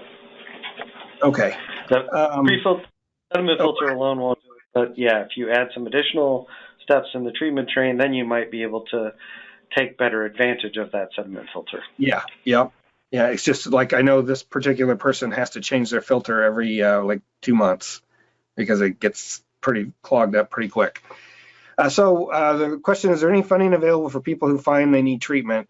I'm going to refer you to last March, we did a webinar just on funding and financing. And if you go to our website and look for past webinars, you can find that. The bottom line is there really aren't a lot of options except for some low-income folks, and the USDA has a program. They have several. They have one that's a direct request to USDA, and they have a private well program where other entities, and I know several of the OurCAP regions do this, they become a loan officer for USDA and can provide low interest, like 1% loans to either repair a well, add treatment, and now because of the changes in the farm bill, they'll also be able to repair or replace septic. But we go through a lot of different options in here in this video because there are a lot of other things that, there's maybe local options for funding. Like some of the soil and water conservation districts will help, not necessarily with adding treatment, but they'll cost share or split the costs for abandoning a well and things like that. So there's a lot of good information there on what options we know of related to private wells. And so I'm going to switch the screen here and go to the questions we have. And I think, Lou, you're going to have a little more activity based on the questions we've got. So hang on just a second here. Let me pull this up, make it full screen. And we'll just go, I'll read the questions and then we can go from there. So if you didn't see the water sample collected, it may be difficult to be part of the chain of custody. Certainly, if a citizen brings in a sample, it could have been collected from anywhere. And this seems more like a comment than a question, but that's certainly the case. And Lou, do you have any comments on that particular issue? Yeah, sure. I agree. It's a statement. So for what I'm familiar with, I mean, again, private wells aren't regulated. These are not compliant samples. We don't go out and do collecting ourselves. So I'm assuming when a well owner asks for containers to have their well tested, we're assuming that they are collecting it from the location that they write on the piece of paper. There's no way for us to verify that, and I don't know what would happen if we had, that's not part of what we're responsible for verifying as a certified lab. I don't know what we would do if it came into question, if somebody was trying to demonstrate that their well was contaminated. Certainly it's something we don't have control over, so we just take it based on what they write on the paper. Well, I know in Pennsylvania, when all the fracking issues were going on, their advice was that a well owner shouldn't collect the sample. They should have the lab come out and collect the sample in order for it to be defensible. And I know New Jersey has a law that requires testing for every property sale where a well's involved, and their lab goes out and collects a sample in those cases so that they're sure what, they can follow a chain of custody and know that the sample they're collecting is what it's supposed to be. And so that would be my advice. If you're really concerned about, maybe collect your own sample and find out what's going on. But then if you have a real issue and there could be a legal issue there or something that needed to be defended, then you find a way to do that. Probably have the lab do the work. I know that some of the private labs here in our state offer that service as part of the water testing process. So, and I know that the treatment professionals will also provide that water collection service as well. Sure. All right, so I'm guessing custody doesn't refer to knowledge of the water source. Well, chain of custody means that someone has tracked that sample from when it was, and the bottles from when they were first provided to it gets to the lab and there's a result, correct? I believe that is correct. So for, that whole tracking from sample collection to sample transport to sample receipt is the documentation of, where the sample was collected and how it was transported, under what conditions, whose hands it came in contact. If you were to collect it and give it to somebody who then transported it to the lab and then was received. And it can go even one step further because you can have internal chain of custody. So we don't normally do this, but in some cases where, we know that this could go to court, within the laboratory, we even track which analyst touched the sample, what refrigerator was stored in. So technically, it is the documentation of every step of the way where that sample was, how it was collected, who collected it, and who touched it. But again, from my opinion, most private well testing, I don't think you need to go to that level. No, but I think I think the question here is, does that mean somebody does know the water source? And I guess what you could say definitively is that if you have an actual chain of custody form filled out for that sample from when it's collected through the analysis, then someone has signed on the form verifying that this information is correct. And so if they included the water source, the person who collected the sample or took the bottles from the lab is signing that, this is true to the best of their knowledge, so to speak.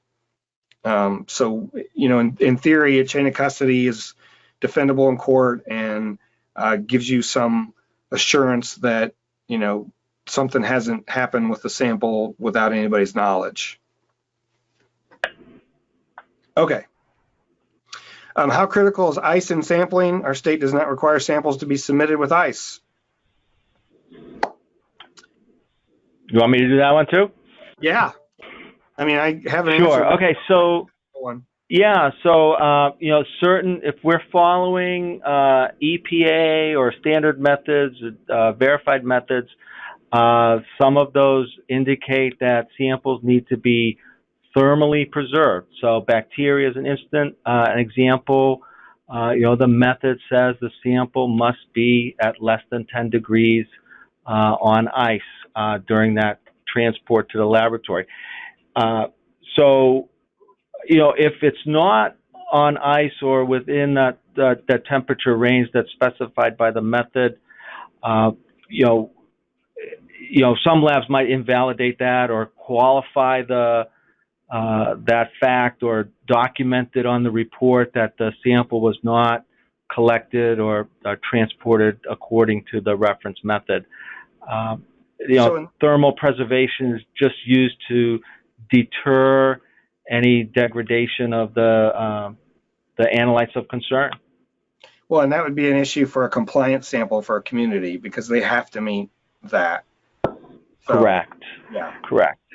So, and it depends on the and method. we understand how difficult it is to get a well owner to transport samples to the laboratory. So our practice is to just document the state in which we receive the sample. Yeah. Okay. Some systems may require post-filtration as well. Boy, I'm not sure who that's for. So yeah, I could take that one. I mean, it depends on. There's a lot of different cases where you would want to have a filtration step at the end. For example, in the case we were talking about, if you are oxidizing iron or manganese, you're not really removing the iron or manganese, you're just oxidizing it until you have that filtration step next to actually capture it. A lot of systems will come with a built-in, multiple stages built in, and that final stage, if you want to call it post-filtration, that final stage is usually a polishing step, which takes out all the final contaminants and makes the water taste best. So there are definitely cases where you would want to do post-filtration, if you want to call it that. Okay. Well, and what is RO? RO is reverse osmosis, but I don't know if you want an explanation. Eric's probably the best guy to do that, It's a system that's based on a semi-permeable membrane. So the idea is the water goes through the membrane, and most of the contaminants are diverted down a waste line that goes down the drain. Okay, regarding current discussion, many treatment experts focus on the products that their companies carry, not on the best match combo of technologies for the situation. That's one reason you see elaborate systems in people's homes, not necessarily because they did no testing. Well, that's a good point. And yeah, and I don't, Eric, what would you do in that case? Because, if it's a treatment provider who has proprietary treatment products, obviously that's what they're going to sell. I guess I'm a little bit confused by the comment. Most of the ones I'm familiar with, at least, they carry all the technologies.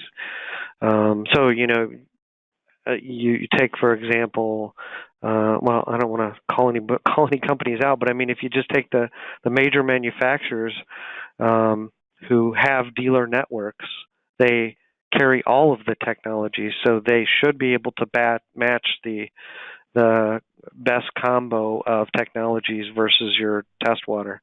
I think you were more often I see these elaborate systems in cases where people didn't test and they just did everything they thought they could do. Yeah, no, I've seen that a couple times. Yeah. Can I just make a quick comment, please? Sure. So I think I'll point out to folks the Be Well Informed tool, and I think a lot of states are developing their own or are using New Hampshire's tool. But at the end of that tool, there's a treatment section that describes the treatment train associated with all the contaminants that are found in the well water, and it doesn't define a product. It defines a technology or a technology option that will remove all the contaminants. So what we find here is that water treatment companies tend to just say, if you have iron, they'll say, oh, you just need a softener. And they just like to put softeners in. And whereas I think if you look at the contaminants, the folks should be able to get at least the technologies to remove the individual contaminants or the total contaminants. Yeah, and yeah, that is we had New Hampshire come and talk about their tool at our conference in 2017, and after that, at least 6 states asked for the code to develop their own versions. So you know, it is a great tool, and it's vetted because it's developed by a state agency, so it, you know, has none of that bias, and which is one of the reasons why it is a really great tool to use. And the fact that there's 2 things that it does that any predecessors didn't do. One is it allows you to pick your units for each value you enter instead of having to convert to milligrams per liter like most of the other ones used to. And the second is that it recommends treatment based on what the results say. And so there's certainly it's certainly a valuable thing for anyone to use as a screen. We still tell people to take their results to a health professional regardless. So what's considered low pH? It's a very subjective question. Depends on the application, I guess. Anybody?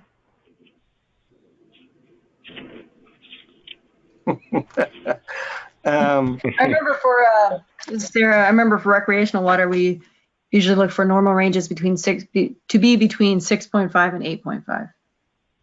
But I don't know for drinking water. Yeah, I mean, if they're just asking maybe what is corrosive, then it would be less than 7.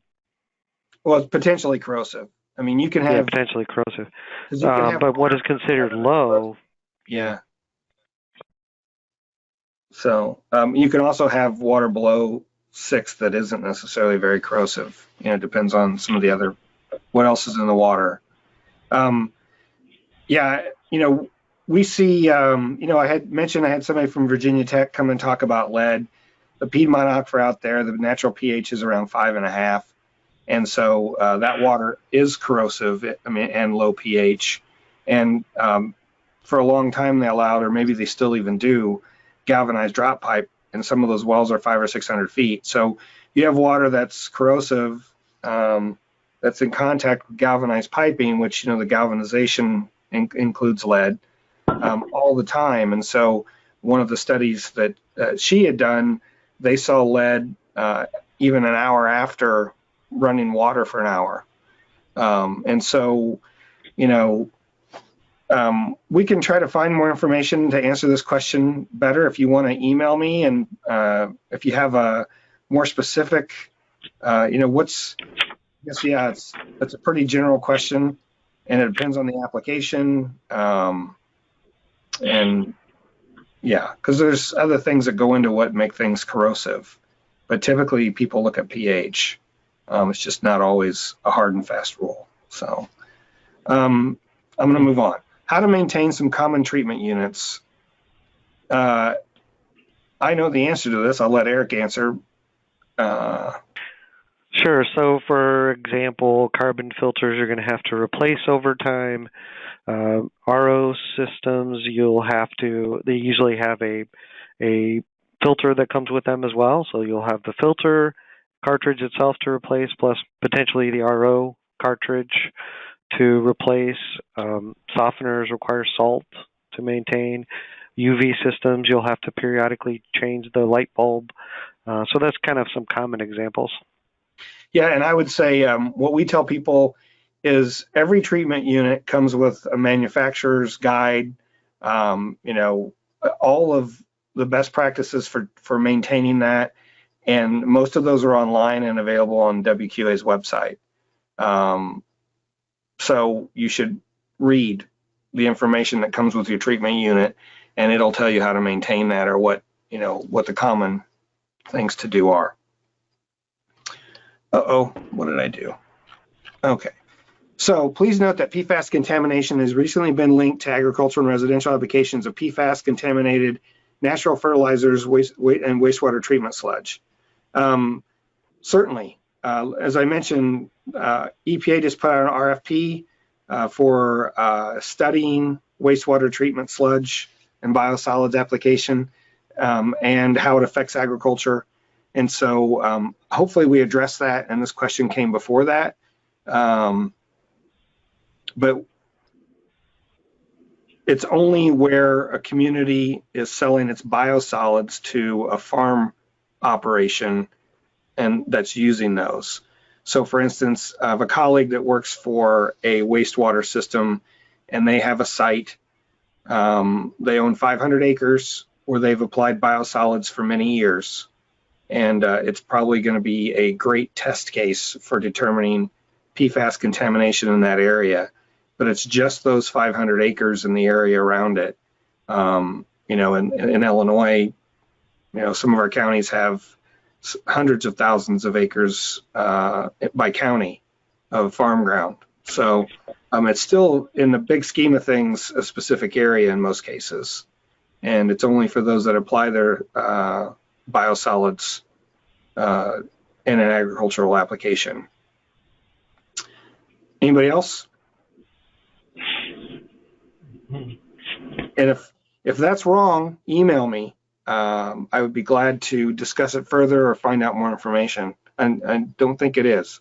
Okay, when we find radon levels greater than the mass DEP action level of 100 or 10,000 picocuries, we encourage testing air in a basement and an upper level of the home to determine if radon and water could be contributing to radon air levels. Okay.